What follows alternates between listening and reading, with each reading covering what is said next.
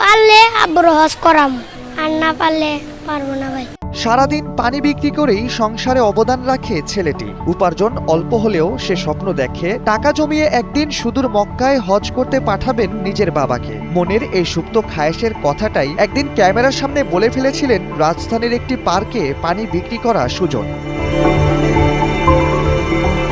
সেই ঘটনার ভিডিও ছড়িয়ে পড়ে সামাজিক যোগাযোগ মাধ্যমে। উপার্জন অল্প হলেও নিজের বাবার প্রতি সুমনের এমন মহানুভবতার গল্প পৌঁছে যায় দেশের আনাচে কানাচে। এমনকি খোদ প্রধানমন্ত্রীও জানেন শিশুটির সংগ্রামী জীবনের কথা।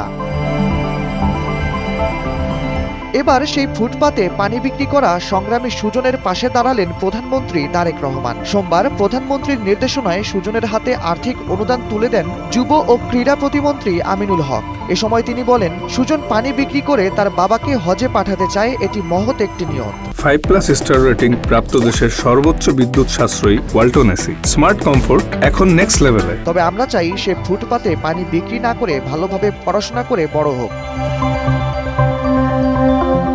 সামাজিক যোগাযোগ মাধ্যমে ছড়িয়ে পড়া আরও একটি ভিডিওতে দেখা যায় শিশু সুজনকে কাছে টেনে নিয়ে আশ্বস্ত করছেন প্রতিমন্ত্রী আমিনুল হক। তিনি বলেন, সুজনের অসুস্থ মায়ের চিকিৎসা এবং পরিবারের একমাত্র উপার্জনকারী বাবার কষ্টের বিষয়টি বিবেচনায় নেওয়া হয়েছে। এখন থেকে সুজন আর রাস্তায় পানি বিক্রি করবে না। তার পড়াশোনা এবং পরিবারের স্বাভাবিক জীবনযাপনের জন্য প্রতি মাসে আর্থিক সহায়তা সুজনের বাবার কাছে পৌঁছে দেওয়া হবে বলেও জানান তিনি।